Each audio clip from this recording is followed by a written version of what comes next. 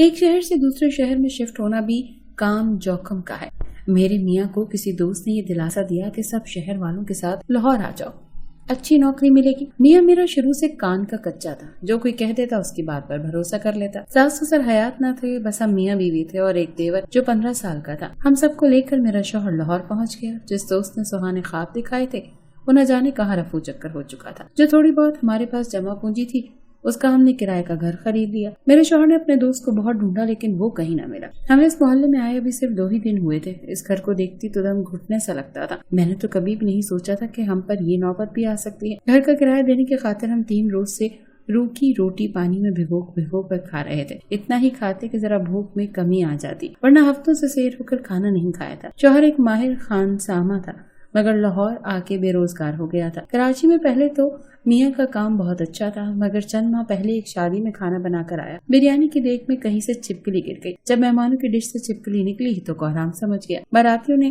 کھانا تھوکنا شروع کر دیا اور برا بھلا کہنے لگے۔ 2 بچے موت کا شکار ہوئے تو کیٹرنگ والوں نے بھی سارا ذمہ میرے شوہر پر ہی ڈال دیا اور ان لوگوں نے میرے شوہر کو جیل بھجوا دیا۔ میرے علاوہ میرا ایک 16 سال کا دیور تھا۔ ہماری تمام تر جمع پونجی اور زیورات شوہر کو چھڑانے کی خاطر رشوت میں دے دیے، مگر ان بدبختوں نے اگلے ہی روز دیور کو دھکے دے کر نکالتے ہوئے کہا کہ وہ اپنی سزا پوری کر کے ہی نکلے گا۔ شوہر کی الگ پریشانی تھی، وہی گھر بھی بیچ کر ایک کرائے کے مکان میں شفٹ ہونا پڑا۔ سب کچھ بیچ کر شوہر کی رہائی کرائی تو اس کے دوست نے کہا کہ کراچی چھوڑ دو ورنہ پولیس بار بار گرفتار کرنے پہنچ جائے گی، لاہور آ جاؤ تو یہاں نوکری لگوا دوں گا۔ شوہر پہلے ہی خوفزدہ تھا اسی لیے ہمیں لاہور لے آیا، لیکن اب وہ دوست بھی غائب تھا۔ شوہر کو بس ایک معمولی سے ریسٹورانٹ میں کام ملا تھا لیکن اس کی تنخواہ میں بس کرایہ ہی نکلتا تھا، اسی لیے چھوٹے دیور بلال نے بھی کام ڈھونڈنا شروع کر دیا۔ میں صحن میں جھاڑو دے کر ابھی بیٹھی ہی تھی تبھی دروازے پر دستک ہوئی۔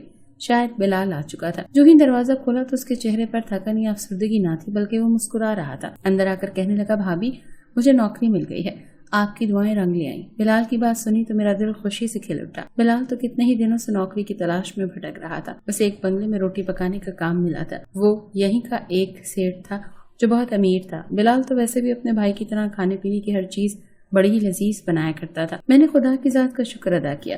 اگلے ہی روز سے بلال کی نوکری شروع ہو گئی۔ وہ صبح فجر کی نماز ادا کرنے کے بعد گھر سے چلا جایا کرتا تھا اور رات کے کھانے کے بعد ہی لوٹا کرتا تھا۔ کبھی کبھار تو میرے لیے بھی وہیں سے کھانا لے آتا۔ اکثر کہتا کہ بھابھی مالکن بہت اچھی ہے، آپ ہی کی عمر کی عورت ہے، مجھے بڑے پیار سے رکھتی ہے، کہتی ہے میں روٹیاں بڑی ہی مزیدار بناتا ہوں اور تو اور مجھے الگ سے روپے بھی دیتی ہے۔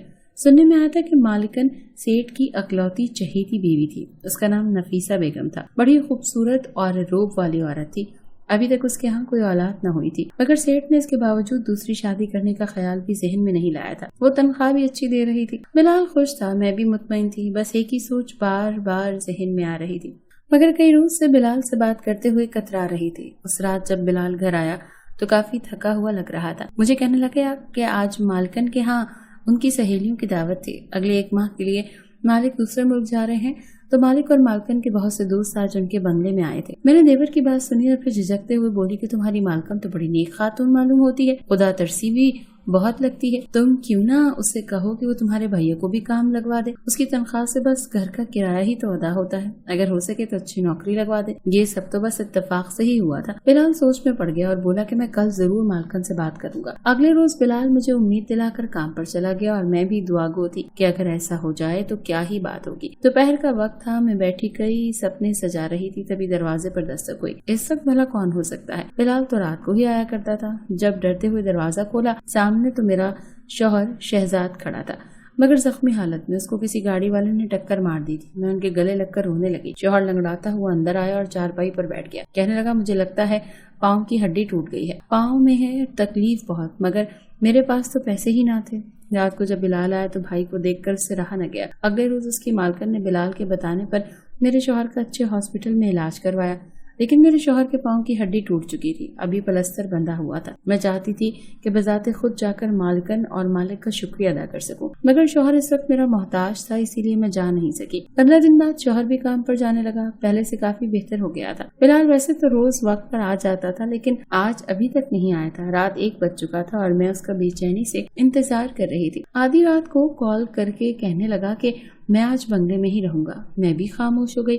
शौहर का भी काम अगले रोज से शुरू हो चुका था। उस दिन जब देवर वापस आए तो उसके चेहरे पर जरा भी मुस्कुराहट नहीं थी। उसने अपनी जेब से नोट निकाल कर मेरे हाथ पर रख दिए। कहने लगा, भाभी ये लें, घर का खर्च चला, मुझे तनख्वाह मिल गई है। मैं तनख्वाह पाकर मुस्कुराई, मगर देवर को गुमसुम देखकर हॉल से उठने लगे। मेरी अपनी तो कोई औलाद ना थी। खुदा ने 3 बेटे अता किए, मगर तीनों ही 1 या 2 माह के होकर फौत हो चुके थे। देवर को ही अपना बेटा समझती थी, बिल्कुल माँ की तरह। मुझे उसकी फिक्र थी। मैं देवर के कमरे में गई, जहाँ वो बेतासुर चेहरा लिए छत को घूर रहा था। मैं उसके करीब आई और माथे पर हाथ रखा। वजूद तो बिल्कुल ठंडा था। देवर से सवाल किया तो कहने लगा, मैं बिल्कुल ठीक हूँ, बस जरा थकावट है। मैं भी खामोश हो गई। अगले रोज दोबारा देवर बंगले में ही रहा। जब देवर से पूछा तो कहने लगा, मालकन कहती है मुझे बंगले में अकेले डर लगता है। तुम एतबार के काबिल लड़के हो, इसीलिए यहीं रुक जाया करो। देवर की बात सुनी तो मैं खामोश हो गई। न जाने क्यों मुझे ऐसा लग रहा था जैसे कुछ ठीक नहीं है। वो मुझे परेशान सा लग रहा था। बिलाल शायद मुझसे कुछ छुपा रहा था। पहले तो वो बोलते ही थकता ना था, जरा जरा सी बात पर शोर लगाए रखता था, और अच्छा खासे मौके पर भी बात को बदलकर जो मंजर पेश करता कि हंसी आ जाती थी। मगर कई रोज से उसका खामोश रहना मुझे परेशान कर चुका था। या फिर शायद उसके भाई का आना उसे अच्छा नहीं लगा था। मेरे शौहर को नौकरी तो मिल चुकी थी, मगर उन्होंने कॉन्ट्रैक्ट किया था कि वो 1 माह तक मेरे शौहर को तनख्वाह नहीं देंगे। अगर उनका काम अच्छा रहा तो बदले में वो उन्हें हमेशा के लिए अपने पास रख लेंगे। देवर ही हमारा वाहिद कफील था। वो जो कुछ कमा कर लाता था उसी से इस घर का खर्चा चल रहा था। कहीं उसके जहन में ये बात तो नहीं आ गई थी कि अब उसे मेरे साथ साथ अपने भाई का भी खर्च उठाना पड़ेगा। मेरे जहन में अजीबोगरीब से वसवसे आ रहे थे, मगर मैं देवर की तबीयत से भी वाकिफ थी। वो ऐसा तो हरगिज़ नहीं सोच सकता था। फिर आखिर क्या बात थी जो देवर इस कदर परेशान था। अगले रोज जब वो घर वापस आया तो कहने लगा कि आज से मैं शाम को ही जाया करूंगा और फिर सुबह वापस आया करूंगा। मैं चौंक कर देवर को देखने लगी। मुझे यूं देखता पाकर देवर नजरें चुराने लगा। मैं कहने लगी, तुम तो रोटियां बनाया करते थे, क्या मालकन ने तुम्हारी ड्यूटी बदल दी है जो अब तुम रातों को जाया करोगे? देवर खामोश हो गया और मुझसे कुछ न बोला। मैं उसके पास गई और उसके सर में हाथ फेर कर कहने लगी, क्या बात है बिलाल, तुम काफी दिनों से परेशान लग रहे हो। कुछ मसला है तो मुझे बताओ। क्या कोई परेशानी है वहाँ पर? काम करने वाले तुम्हें क्या तंग करते हैं या मालकन बहुत सख्ती करती है? बिलाल ने गहरी सांस ली और फिर कहने लगा कि नहीं, ऐसी कोई बात नहीं है भाभी, मैं बिल्कुल ठीक हूँ। ये कहकर वो दोबारा या तो कमरे में चला जाता या यूं ही सोचों में गुम बैठा रहता। चेहरे पर जर्दी आती जा रही थी। खाना भी वो ठीक से नहीं खा रहा था। अक्सर मैं तंग करके कहती कि लगता है बंगले का अच्छा खाना तुम्हें रास आ गया है, इसीलिए भाभी के हाथ की बनी हुई फीकी सी दाल तुम्हें अब अच्छी नहीं लगती। तो बिलाल हल्का सा मुस्कुराकर बात की नफी कर दिया करता। देवर की हालत मुझे परेशान कर रही थी। शौहर तो वैसे ही शहर में एक बड़े रेस्टोरेंट में काम कर रहा था। मुझे देवर की फिक्र होने लगी। मुझे कई वसवसे आ रहे थे। आखिर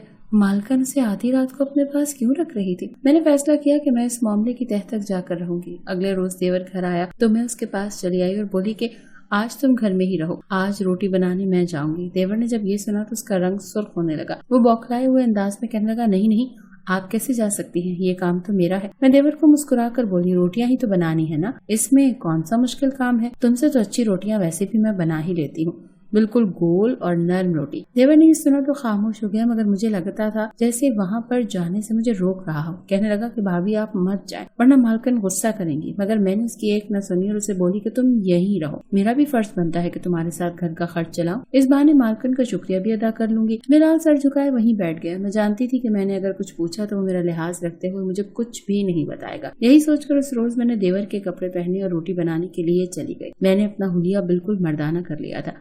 देवर के कपड़े पहनकर सर पर बालों का जूड़ा बनाकर टोपी पहन ली थी। मैं लड़का बनकर जब बंगले में पहुंची तो इतना आलीशान बंगला अपने सामने देखकर दंग रह गई थी। कितनी ही देर में मबहूत सी खड़ी रही। फिर अंदर दाखिल हुई तो मुलाजिम कहने लगा कि तुम कहाँ चले आ रहे हो? मैंने फौरन गला घुंकार कर कहा कि आज बिलाल की तबीयत खराब है, इसीलिए उसकी जगह मैं खाना बनाने आया हूँ। उसने मुझे अंदर जाने की इजाजत दे दी। मैंने सबके लिए खाना बनाया, रोटियां बनाकर रखी और वापस आने लगी तो फौरन मालकन की आवाज गूंजी। वो कहने लगी, तुम कहाँ जा रहे हो? अब रोज रोज तुम्हें बताना पड़ेगा कि रात यहीं रहना है। मालकन की आवाज सुनकर मेरा वजूद लरस गया। उन्होंने मुझे अकब से ही देखा था। मेरा चेहरा उनसे अभी तक छुपा हुआ था।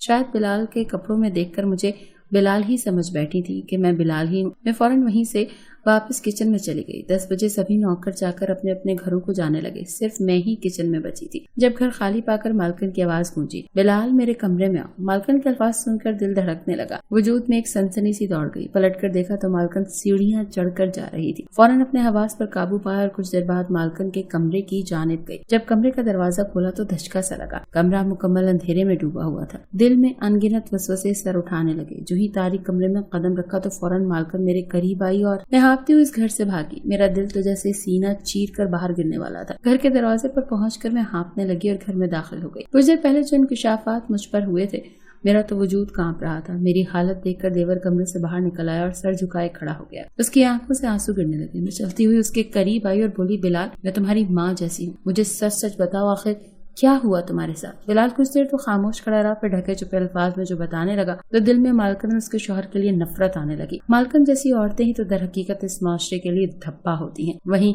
मालिक जैसे मर्द भी हद दर्जे के बेगैरत हैं, जो बीवी को मासूम बच्चे पर डोरे डालते हुए देखकर भी खामोशी से तमाशा देखते रहते हैं। मालकिन का दिल तो मेरे देवर पर आ चुका था। उस रोज जब उसने भाई के इलाज की बात की तो मालकिन ने बदले में उससे जो फरमाइश की वो मजबूरन बिलाल पूरी कर रहा था। भोला था, ज्यादा समझ नहीं रखता था, इस खातिर बोलकर बता न सका। मुझे बताते हुए फूट फूट कर रोने लगा कि मैंने अपनी रजा से ये गुनाह नहीं किया। मैं देवर को चुप करवाने लगी। मुझे उस पर भरोसा था। अगले रोज मैंने उस औरत के खिलाफ पुलिस में कंप्लेन करवाई। पुलिस उसे गिरफ्तार कर चुकी थी। वह कहने लगी मैं झूठ बोल रही हूँ, लेकिन इस बार की गवाही उसके घर के दूसरे मुलाजिमीन ने भी दी, तो उसे सजा से कोई नहीं बचा सका। इसके बाद हम लोग वापस कराची चले आए, जहाँ शौहर नौकरी करता था। वहीं बिलाल को भी एक टेक्सटाइल इंडस्ट्री में नौकरी मिल गई। इस वाक़े को काफी साल गुजर गए हैं। बिलाल की शादी भी हो चुकी है, लेकिन मैं अब भी जब ये सोचती हूँ कि ऐसे भी देवर होते हैं। बिलाल ने हमारी खातिर हर किस्म की कुर्बानी दे डाली थी।